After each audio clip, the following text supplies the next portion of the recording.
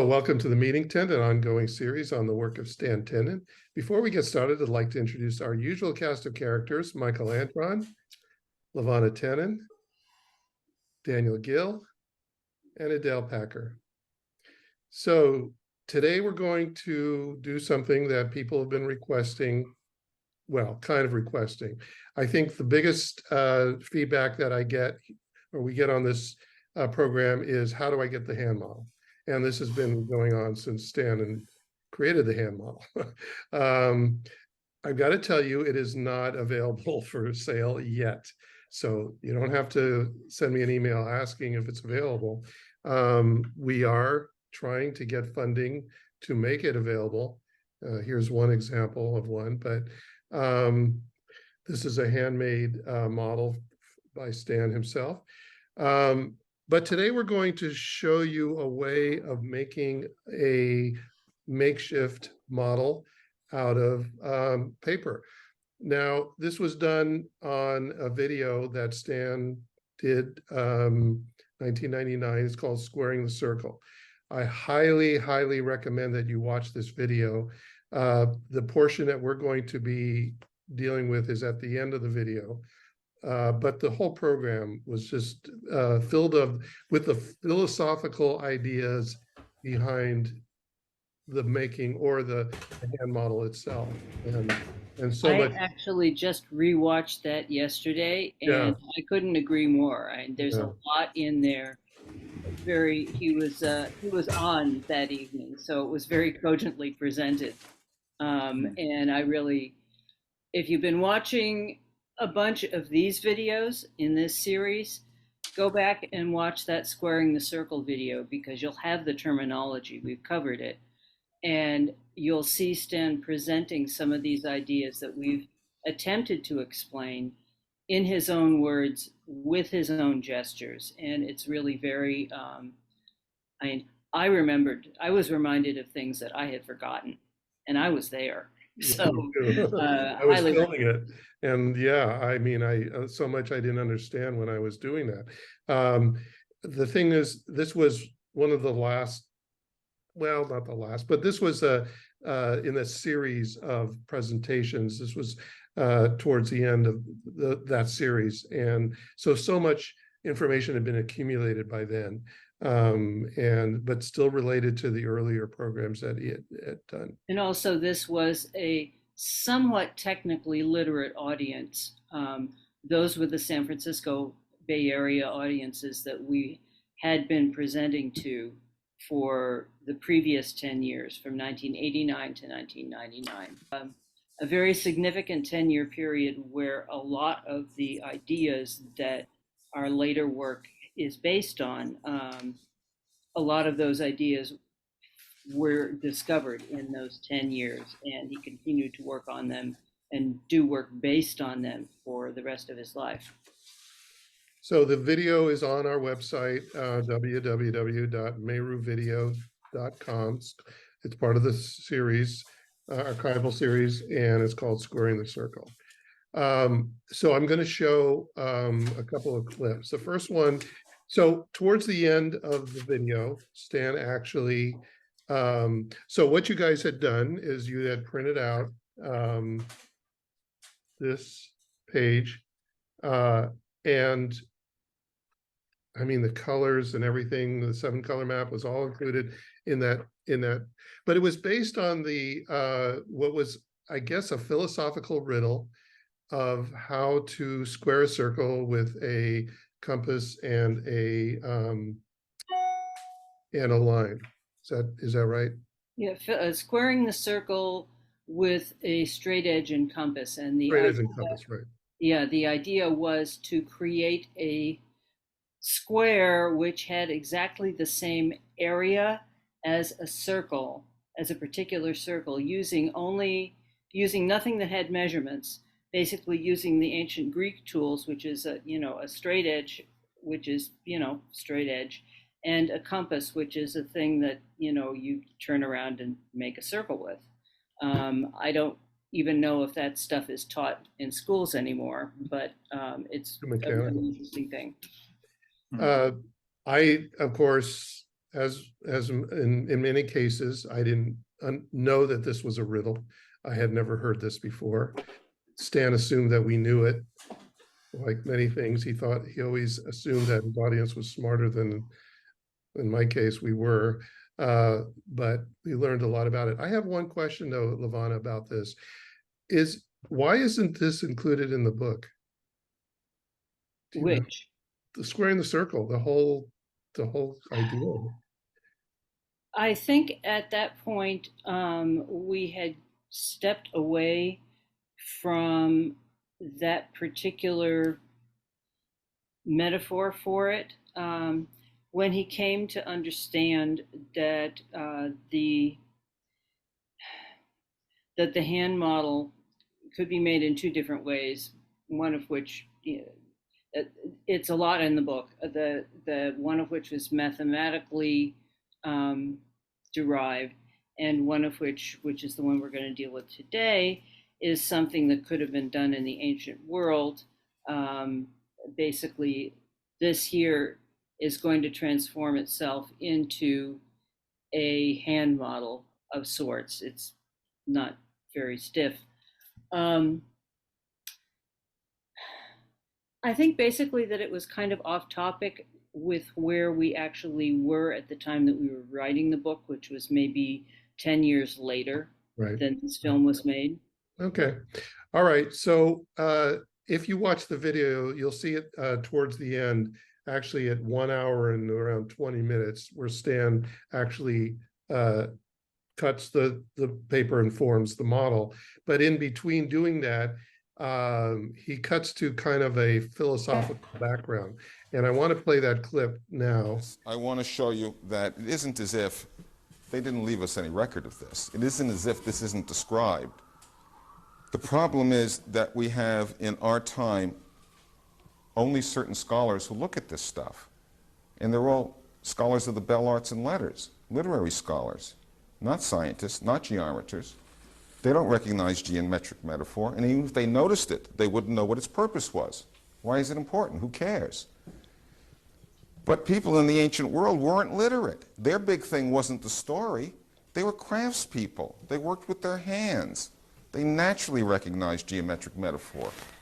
Any housewife who braids a challah bread for the Sabbath, or weaves clothing, or is a carpenter. I think there's a good reason why Christians believe that Jesus was a carpenter. He worked with his hands. Well, people who do those sort of things recognize metaphors based on using your hands. And there's no necessity for very high-level geometry here. We're talking about the fact that a farmer knows that two-legged stools fall over and three-legged stools stand up. Otherwise, you can't milk Bossy. At least it gets to be a terrible mess. Any literate person would say, gee, gosh whiz, that's pretty obvious. All the letters are made up of straight lines and arcs. And leave it at that. Isn't that the natural, obvious meaning of the quote? A line and a circle. You look at letters, they have straight parts and they have curved parts. It isn't as if they didn't write it down. It's that the people doing the interpreting and translating for us didn't notice or look for or think there ought to be a deeper meaning. And they didn't look for a deeper meaning because they presumed that the folks from the ancient world weren't very bright or knowledgeable. They were simple enough to think that that was an important statement, not an obvious statement. And I'm saying the solution is much nicer.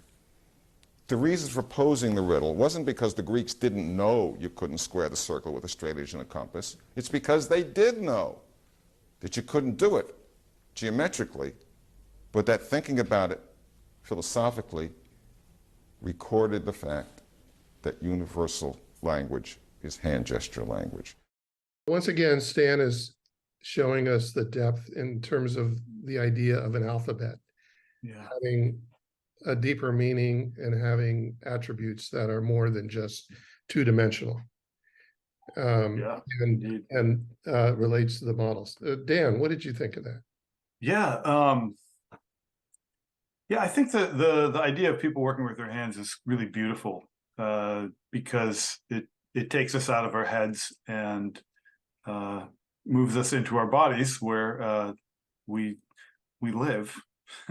You know, we're here in a body, and doing things with your hands and getting out of the head space, the intellectual space, as your primary focus, I think is really key to to a lot of really great interpersonal growth amongst humanity.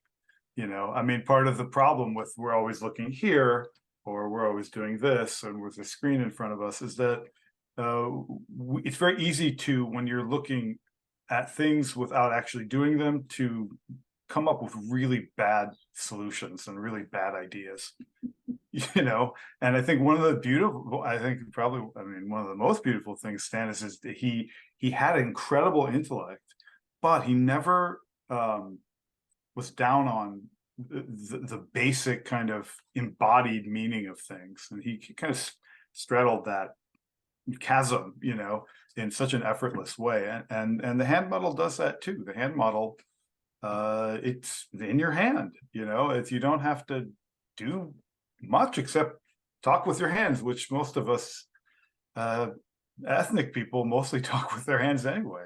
I mean, probably non-ethnic people too, I'm not saying that, but just there seems to be a stereotype where, I'm doing it right now, we talk with our hands, and there is actually increasing evidence for, and there are data that using your hands and moving to, while you learn things or while you're trying to understand things, is unbelievably beneficial to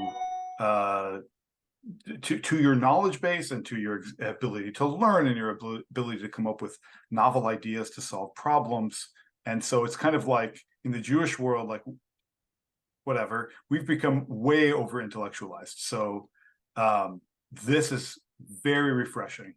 And it fits because it has a deep intellect to it, very, very deep, but it's immediately accessible. You know, once I heard Stan started talking about this and made me aware of this idea. It's so obvious, but yet you need somebody to point it out. And then all of a sudden, the examples start showing in terms of people who work with their hands. But even in looking at the liturgy of all religions, you know, blessing with the hands and how important it was, and how what a conduit it was, the hands are, from a higher, you know, say spiritual level to our existence. And so that awareness alone was just mind-blowing to me. Yeah, Lavana. Yeah, he always said and felt that our hands are the quintessential expression of our will. That's how we make what is inside manifest in the outside world, is through our hands. And, you know, you can say that metaphorically, people who were born without hands, well, they still find aspects of their body to express their will externally in the world. They're the bridge, the process bridge between inside and outside, which is what makes the fact that the hand model is so key to the alphabet and like all of these things. That's what makes it really worth thinking about it, I guess, is all I can say, because I've got about 17 different ideas in my head at the moment that can't come out.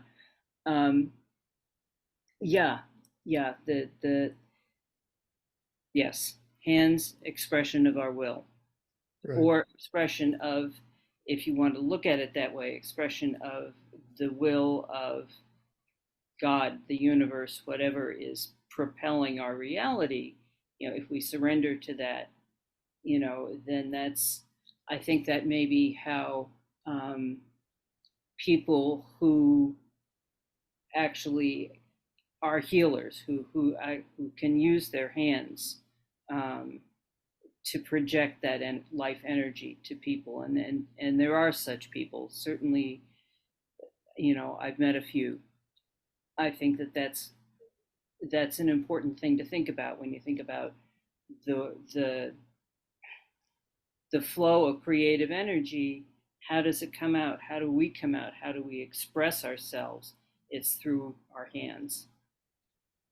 And once again, this was important in terms of this topic, squaring the circle in relation to moving through dimensions, from a two-dimensional idea, three-dimensional, four-dimensional. Adele, what are your thoughts on this? Well, I'm always interested in how Stan had a model for this spiral, and he put it inside a tetrahedron and changed the 7 axes and saw the letters with a light shining in shadow on the wall. And that wasn't enough. That was not the moment that he felt like he had discovered something that he could totally relate to, because now the model fit in his hand. And there's something about holding a stone, right? You pick up a nice sized stone and you're just holding it in your hand. The weight of it, the feel of it, the temperature of it, you have now a relationship with the stone. And with this model, that once he started turning it and he could actually see the letters through his right eye, that the sculpture itself was universal enough that as it turned, the curves and the lines of letters were clearly inside this shape, which was in his hand. So now we've got this, and we start to gesture, and we have this relationship with Torah. We have relationship because the model came from the letters, and the model is forming the letters. And the movements are meaningful. We can read some of the ancient definitions of the letters, the personalities of the letters, the teachings behind each letter, go all the way back. I mean, I just finished studying Sefer Yetzirah in a class, and the book of creation, it could have gone back to Abraham. We don't know how old it is, but there it is, talking about the letters and relating these beautiful images of creation. And the whole time I'm reading it and listening to this class, I'm imagining I'm holding this shape and I'm making the letters in my body. So like then I could really relate to the poetry of this ancient text. So the possibilities are amazing. And I can't wait to learn more about how this model can come from a flat piece of paper and become three-dimensional spiral in our hand.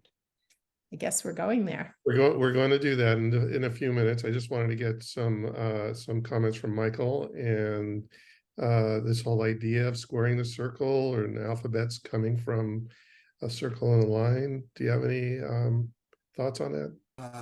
You guys covered it. It's fascinating to put it into movement, and I'm anxious to see how we're going to go about doing this.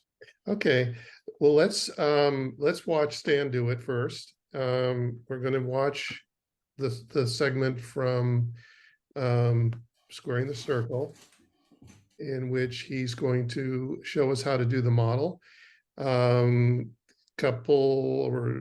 Levana has one, Michael's got one printed out.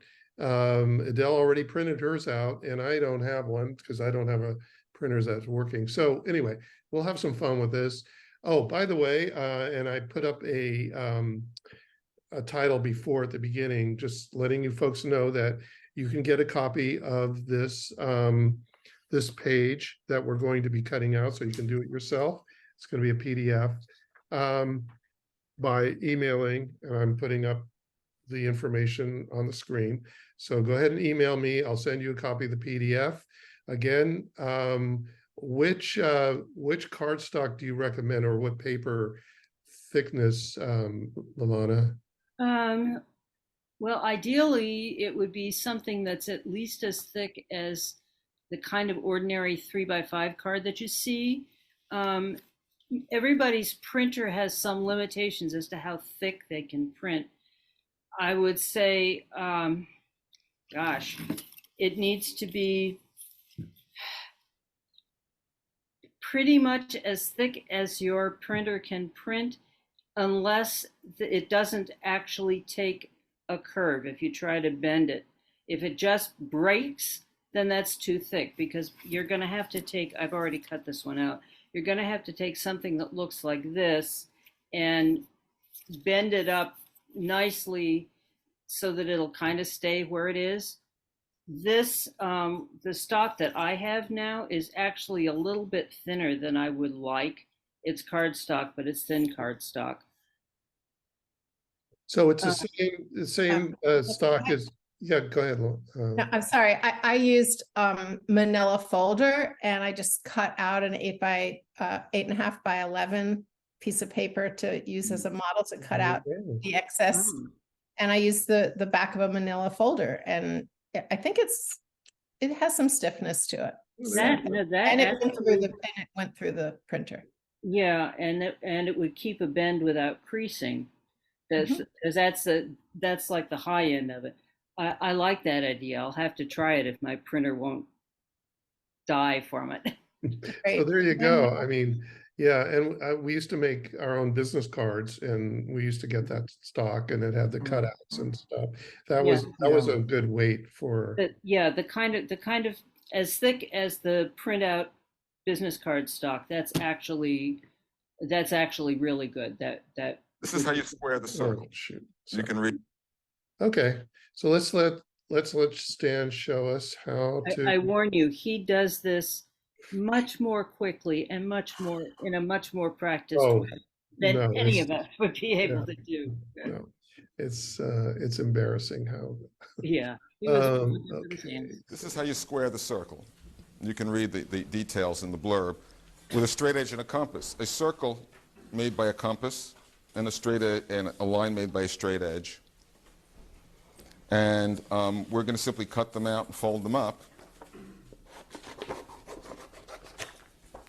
Hopefully I can do this fairly rapidly. I want to do it from scratch so I can show you how to fold it up, and so I'm not going to make this one as pretty as I might. In fact, I'm doing a terrible job. Take more time than I'm taking. The idea is, in the ancient world, the most important riddle was how do you square a circle with a straight edge and a compass? And there are scholars who think that the ancients were dumb and didn't know you couldn't do it. And there's a few minority scholars who believe that they knew you couldn't do it, and they were talking about it because they were pointing to something more subtle.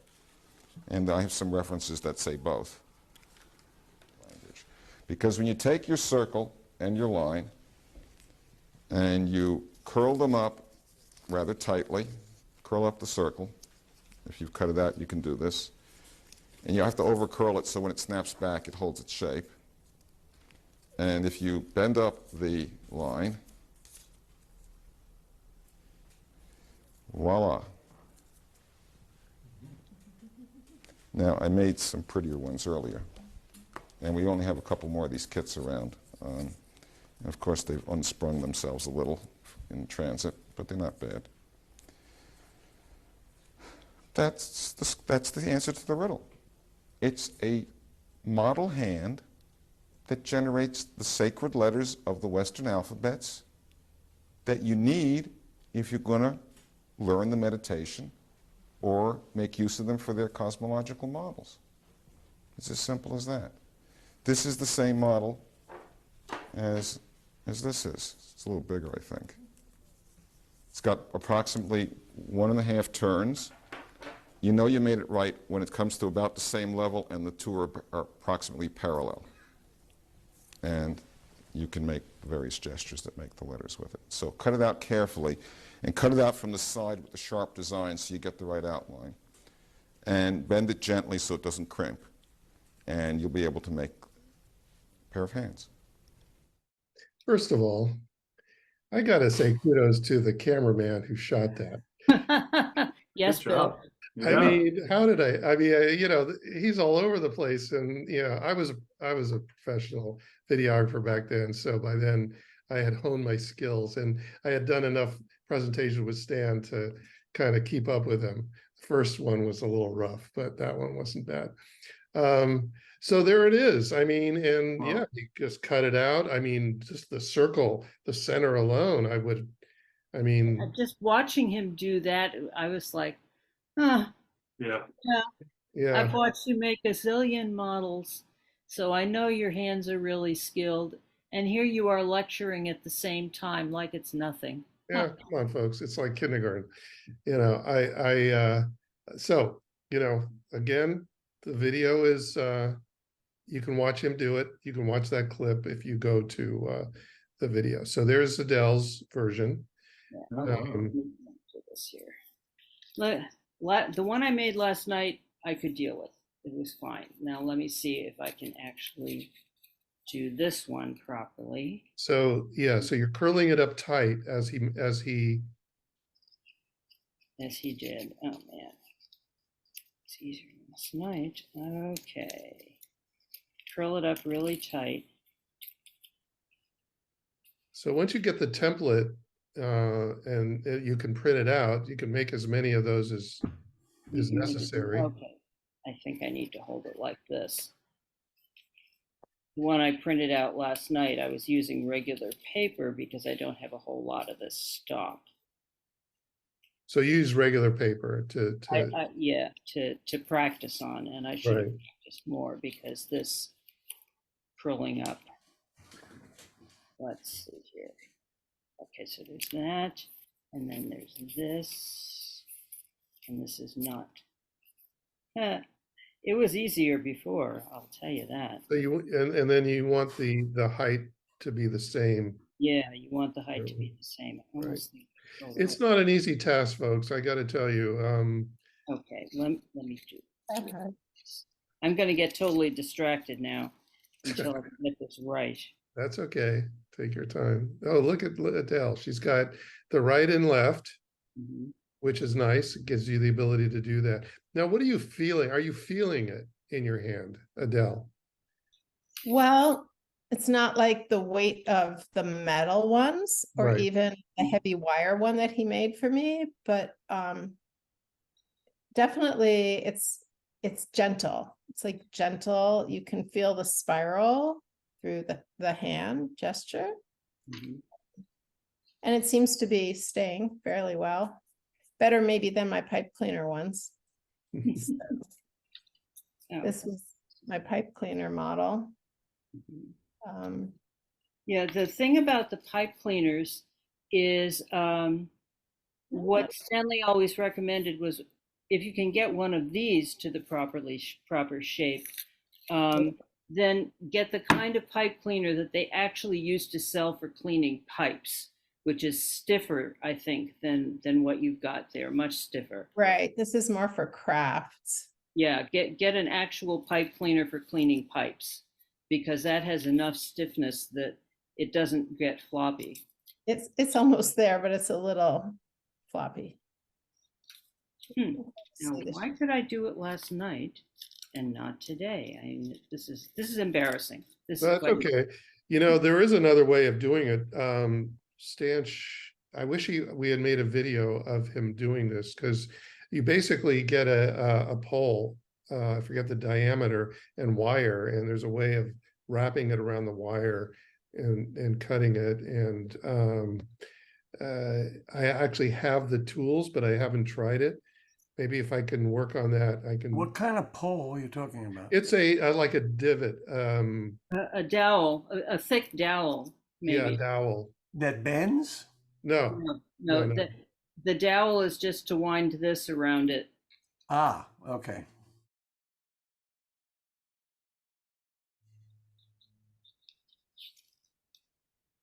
Oh, this is really embarrassing.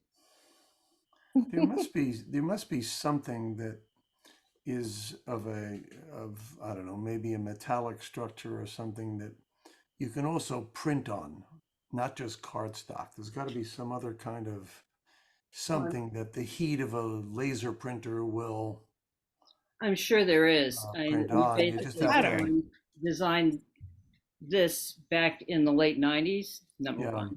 You know, This is the pattern and it lies flat. Mhm. So you could put it on metal and outline it, and then someone who can cut metal is Right. maybe well, then the cutting the metal and the bending and curving the metal. right. It's, It would be crude, but it might also be the edges might be a bit sharp. But it seems like it's a pattern that could be used. Oops, this is my right hand.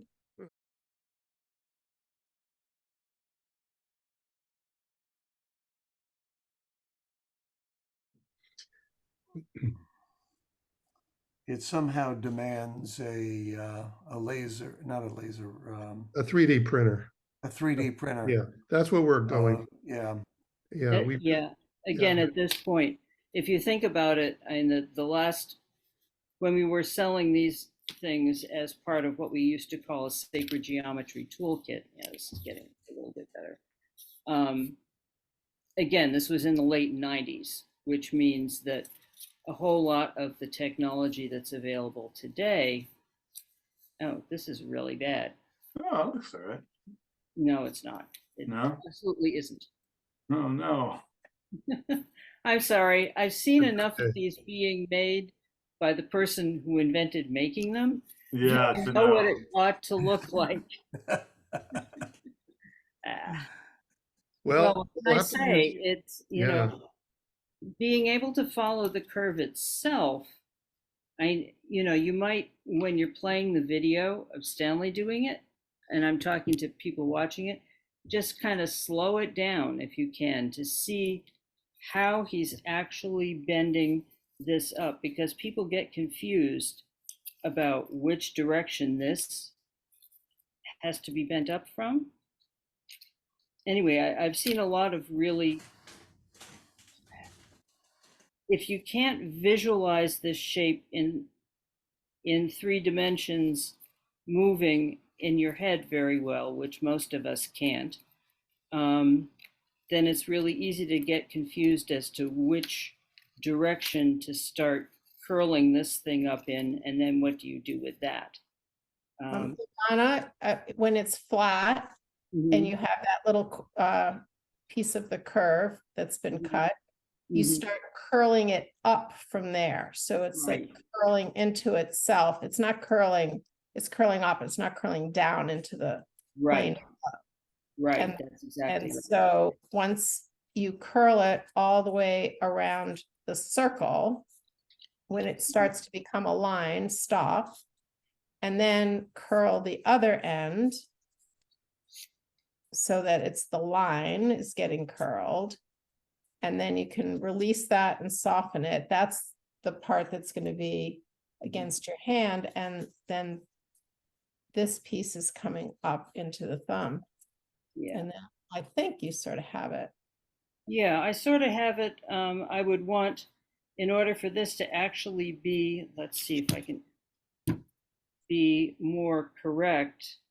Let me turn it around so you can see it with the colors. That's easier. Yeah. I would probably want to cut off the last 1/4 of an inch of that, which means that what that actually means is that I put this little curve here a little bit too close to this. Uh-huh. But Yeah, again, this could be a little straighter. I'm kind of a Well- perfectionist when it comes to this shape, just because I've Yes. seen so many of them. as Well, I you- think yours looks really good. Is Yeah. there a sharp pressing together where you're making it flat, or is everything curved? Everything's curved. Everything is curved except this. And since this is looking curved, it's not correct. It should be a little straighter. Yeah, That looks better. Yeah. yeah, that's It'll never look like this, but this is what Yeah, this is well, the goal. Yeah, that's hard plastic. That was molded. Yeah, I'm just showing the shape and what it Right. Yeah. ideally looks like. How did they mold that? Uh, Did they heat it up and then bend it? this was a craftsperson, and let's see, what did he do? He actually made a mold, I believe, out of um, Oh, and then poured the and then plastic poured into it. poured the plastic into Yeah, it. Yeah, yeah, you Uh-huh. this couldn't is a have, craft person who made models, little train models and stuff um, for a living. you So, couldn't have hand made this. oh God, no, no, no, no, that's molded, heated, molded, um, cured. That's professional stuff. This was This 2000. is close. Well, if you took You an know, actual one that you guys had and put it into like plaster of Paris to create the negative mold, Hmm.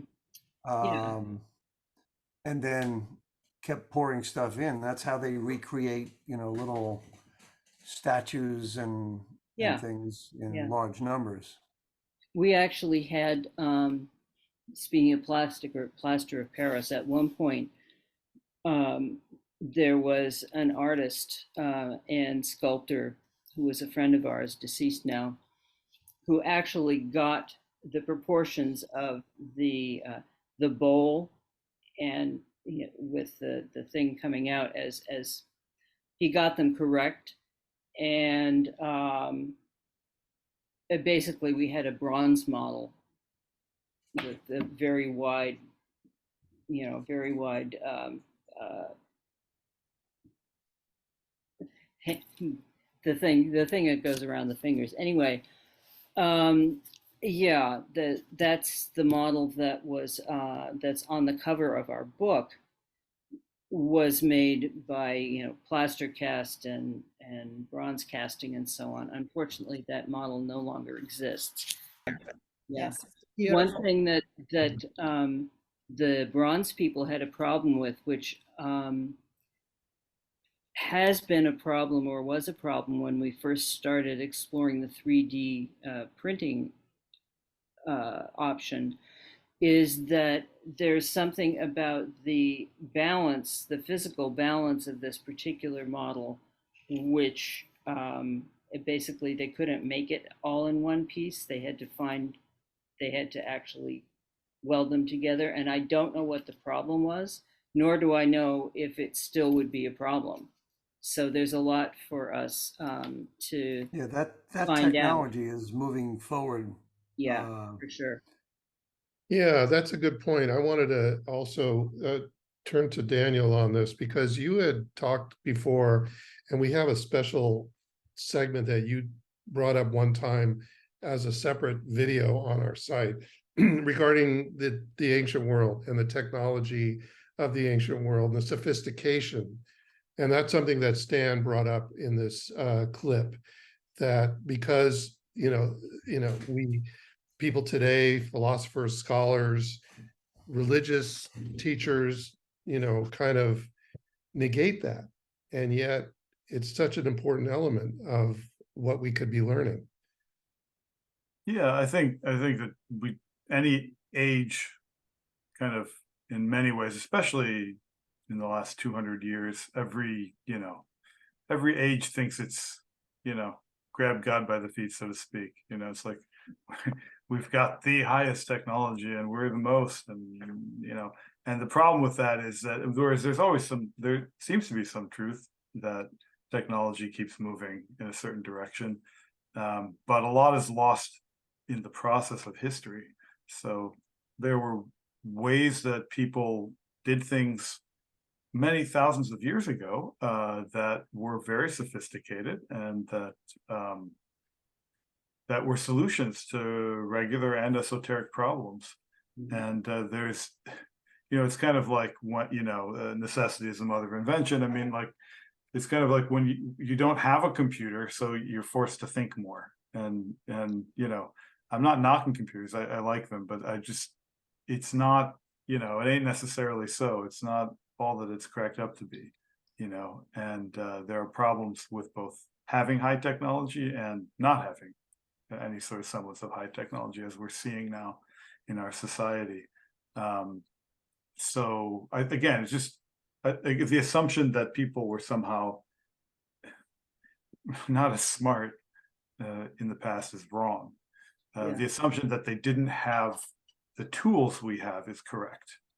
But sometimes now we're seeing that our tools are so sophisticated that they limit us because we're there's too much is done without us just again putting our hands in and trying to make something, and then it's awful, and then you do it again, and you work with it, you learn something each time you do that.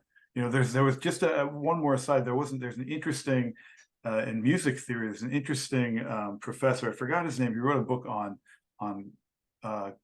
form in music, and he's one of the world's experts on form. And I'm blanking on his name. And he said something fascinating. His theory is that now we have like different types of forms. We've analyzed what the great masters did in the classical period and before that. But his theory is that form was quite secondary in the classical period, that this is just how their minds thought, and it expressed itself in form. And then sometimes they would go back and look and say, oh yeah, maybe I'll put that structure here. So form was an afterthought in the most formal time in the Western tradition. And he's got a lot of, it's very interesting. It's quite compelling. And so he kind of feels that form is inherent in how people make music. And that you should only study form as an afterthought once you know how to make music, which is again, fascinating. He's very highly regarded. I'll try to find his name, but so meaning to say that like there's all sorts of stuff going on in here and in here that is already there. It's not this reductionist modern thing of everything is like mechanical and and I think I know Stan thought in a way that was not mechanical, even though it's highly technical, and there's a big difference between that. And when it comes to the alphabet and the forming of the alphabet as hand gestures, especially based on what you just said, and that you guys pointed out in the book that in the 19th century, hand gestures were deemed to be primitive, exactly. And because they were being done by Native Americans and people who were not European or sophisticated. And that just broke this chain of ideas in the academic world to where we are today. This whole idea that it's even possible. This was something that Stan just stressed over and over, and he's doing it in this video again. And the clip that we showed is just trying to really point out that this idea of hand gestures, that language came from hand gestures. He's screaming it in the streets, and somebody's got to listen to recap, to review this idea. And you'll find, if you look hard enough, you'll find the chain that exists going back to the ancient world. And that's what he was trying to do. Language and hand gestures. There was, if you actually watch this video, you'll see him refer to a paper that had been published just right around the time that this video was made,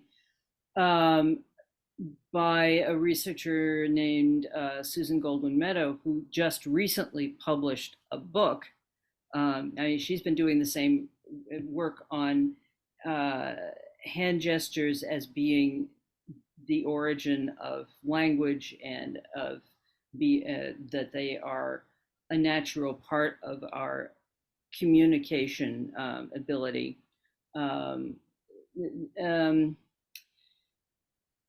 Something that definitely happened, and I remember happening, is that paper, which was the first one that we saw, which was a scientific research that validated the idea that even blind people gesture when they speak, even blind people who are blind from birth gesture when they speak, and the gestures are meaningful and understandable to those of us who see. And the example was, pouring a glass of water. We had been working with the alphabet as hand gestures for about 4 or 5 years before that, many years before that, actually. And So seeing that research start to be published, and that they're still working on it, is really a validation of the idea of how important embodying things in our hands, in our body, um, is. That's how we learn. That's how we internalize ideas. That's enables us to express them to other people. Um, we are not naked brains, and our bodies inform our brains and our souls and our spirit. Um, and when we ignore that, it's at our peril. There's one video where Stan tells the audience to close their eyes and then point or put your hands behind you. I forget how he did it. I think it was pointing.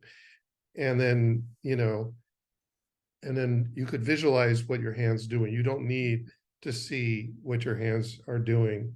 And it was, and the whole audience, so you see everybody just doing this. So again, I believe, and by the way, that article that you referenced, I believe Stan quoted from that book during that clip that I just showed. I just cut it out. It was a little Yeah. lengthy, but you'll see it if you watch the video. Yeah, I just remembered that he did. Like I say, I just rewatched that whole video last night, Right. and I had forgotten a lot. I learned a lot, And so will you folks if you take a little time to do some homework. If you really want to learn about what we're talking about, watch this video. It is over 2 hours, but it's 2 hours well spent because he covers some other topics also. But you get the whole gist of his work on including there's a really wonderful retelling of the whole business about how he discovered that this vorticular model was actually intended to fit on your hand. He himself tells that story in a really he did a good job. Yeah, no, it's just a really great presentation. So highly recommend it. And also again, if you folks want to try this, go ahead and email me. I'll put the information up again. Any closing thoughts on what we've done today or seen? If not, yes, go ahead, Adele. I just wanted to say the experiment of having people close their eyes and describe, turn your palm up and bring your thumb to your first finger, and then you look and they're doing that, is what we call proprioception, and it's a sense that we have, and it's part of our brilliance, that we can know where our bodies are in space without seeing them.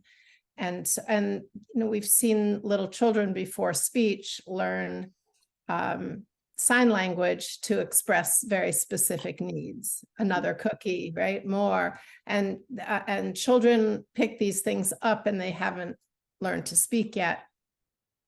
And we've seen primates make gestures, right, that are protective, or, mine, don't come near. There's lots of examples, and certainly the Tenens have sent me over the years many, many research articles that show over and over again that this area of the brain that is speech is the same area of the brain where children are touching. I remember my son at 4 months old discovering his hands, and he was just staring at his hands for days. So we know that this is part of human development, and it's very exciting to put it together with the mystical side of the meaning of the letters, to know that we have this brilliance inside us and we have this imagination and we understand poetry, and we can put text together with new insight through this language. It's beautiful. So many applications are possible with this. Yes, Michael. Having never held one of these, I can see how the thumb comes to a point, because it's inside the wisp of smoke of that side of the model. But Is there anything that you're describing here that can simply be done with a basic empty hand without a model? Other than it's sharper with the model? You know, just holding the hand Yeah, and I looking at it choreographed and a so whole on. I mean, choreographed a whole when you dance taught us the without the letters, model, Adele, when just we the went shape. through, yeah, Yeah, when we went through the letters with you, Yeah. a number of It's these helpful. recordings back. It's helpful if you have the model in your hand. If you have a model in your hand, then it sharpens the focus on the letter itself. If you're thinking of the letters, not just the gestures, but if Right. you're coordinating that with the letters, because once you have your hand in the shape, unless there's something actually touching you, then it your mind drifts, and you're not actually focused on um, the shape and what the shape of the letter looks like in your mind's eye. That's what having a physical model gives you. Okay. However, if you don't have the model, and you hold your hands in the position like Ian or Pei, where they're supposed to be in the gesture, Mhm. you might be able to then visualize the model in your mind's eye. Some letters would See be the letter, are some are easier some to are do easier. that than That's others. right. That's Yeah. right. Um, Certain ones are just really easy, some more difficult. But I think if you really got skilled at this, I think you could do it without the model. Again, it's in your mind's eye, though. It's in your imagination. It's not physically seeing it. But in terms of the meditation that Stan talks about, that's going to be an internal uh, exercise where you're visualizing the letters in your mind's eye. When he talks about that meditation, is he talking about something specific, or is he talking just like spelling out words, or reading a verse from the Torah and then yes. forming it? Both. Yeah. The gesturing particular words can be really illuminating, as we've spoken about here, before many Yeah. times. There are some words which are more, which click better with us than others. Um, in terms of what he talks about here in this 1999 video, about the text itself. If you go through about the text itself being a diagram, a key to a particular internal meditation, that's something that um, I'm not sure you could say he ever did, because it would be very difficult to do. Um, and he arrived at that idea again by the kind of inductive logic that he used. It's like, okay, well, what is the purpose of this text? What are we supposed to do when we get there? Oh, well, perhaps this is, you know, entwining yourself, moving yourself along with the gestures for the letters, or visualizing the letters, will lead you to a meditation which leads you to Pardes, which is not something that anyone should ever think they can attempt, because they can't. I mean, we're just not. We're so far from that level; it's ridiculous. But this was something that he logicked his way to, as saying, okay, well, given this incredible text and the importance of its preservation, what's it good for? Um, and something that would change our reality, okay, would deserve the kind of importance it has been given for the last several thousand years. So that was his logical function, his inductive logical function happening, is saying, you know, what's this good for? And that's what he spoke about in these relatively early videos, about saying that the text leads to a meditation. He stopped speaking about that the more he learned about what was actually possibly there. Yeah, well, look, I mean, it's. I think I think it's not only is it possible. I think it's necessary. You know, we live in a world now where, you know, the concept of embedded realities, let's say, or some sort of transcendent nature to life that we can't see, is something that's being discussed in scientific circles. I mean, you know, not that that's a proof of anything, but it just means that it's reached that level of legitimacy in the world that I feel like, you know, we kind of can't wait. Like, if you want to cut out these hand models and start meditating on the first verse of Genesis, go ahead. Yeah. Do it. See what happens. Tell us what happened. You know what I mean? Do it. Get together with your friends. Go print this out with a bunch of people. Say a l'chaim, have a drink or something else, and go for it. And report what happens, because this is real. This is meant for meditating. This is meant for opening up other embedded realities that are higher than our own. And so I would just tell people, do it. That's what it's meant for. And if you can do it in a group, even better. And please tell us what happens. There's a historic spin on this that you can believe or not believe. I think Stan believed that there was a time that the Levites had this ability, and the Kohanim, and that they could actually make things manifest, that they learned it from a very early age. It was part of their tribe. The Levites were respected and taken care of by the other tribes for this specific purpose, and allowed them to have good crops or whatever.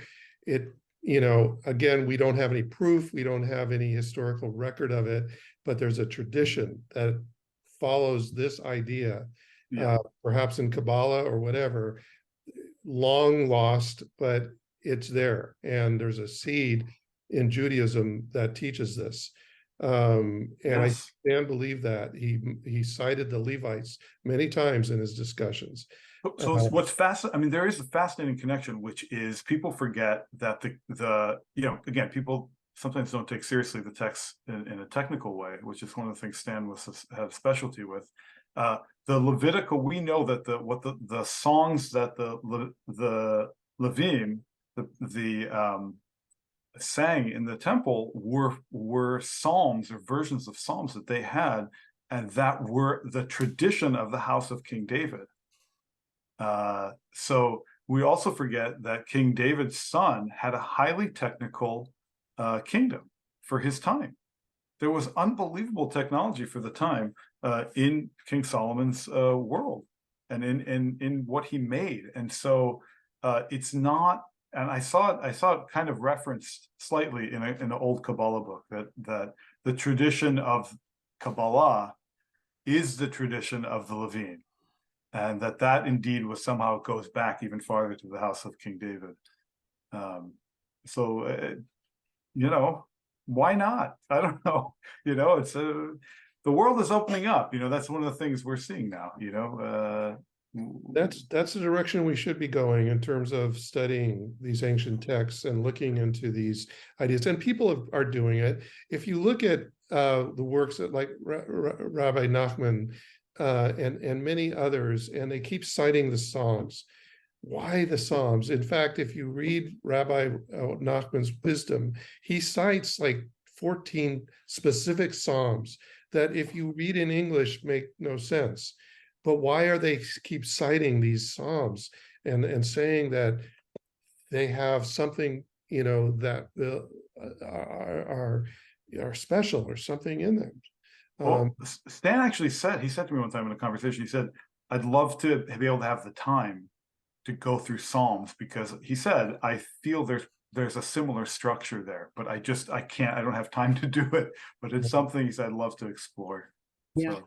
And also, again, what you brought up, Adele, the Sefer Yetzirah, that, this is probably the most ancient writing, it probably, cited back to Abraham, and that it could have been the template for the Torah because of its mathematical structure. And that's something that Stan was really, I mean, so much reference to Sefer Yetzirah and how it's mistranslated and it's not getting the basic mathematical structure of it's not a text. It's, yeah, you could read it as prose, but you're not going to get the incredible purpose of that.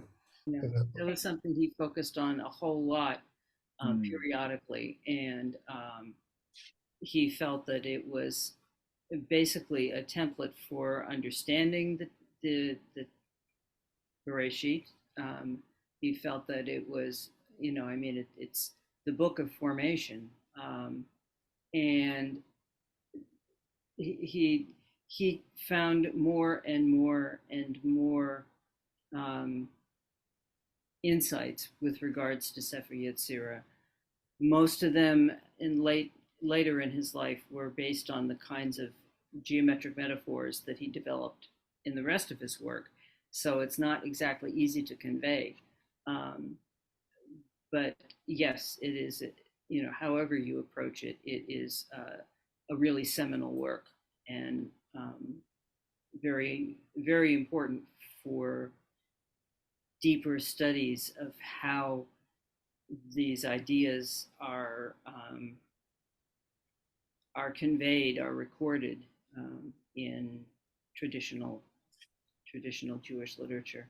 Right. What I learned from him was in terms of the Sefer Yetzirah, and again, this was my own kind of idea, is that if you follow it down alongside the Torah story with Abraham somehow going to Egypt. Egypt always comes into this story, and then going through Jacob and discovering the one God and fighting with the angel, and then Joseph's coat of many colors. Again, it ends up back in Egypt, and then Moses growing up as, in the house of Pharaoh, discovering this work that the Egyptians probably discovered, but turned it into statues and three-dimensional objects. But again, it was a template that Moses could have learned to then be able to accept the Torah in that same format, in that mathematical, just stream of consciousness. There's no proof of this. It's just an idea that I just came up with based on what I learned from Stan. But Stan's interest was more in terms of getting that mathematical structure. And there is some work that he's done. It's down on paper.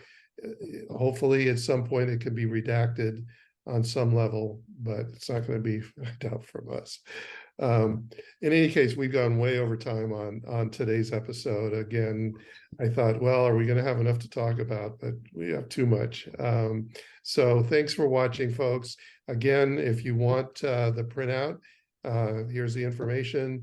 And hopefully, if let us know if you are able to do something with it. We'll be interested in hearing about it. So again, thanks for watching, and we'll see you next time. Take care. Bye-bye.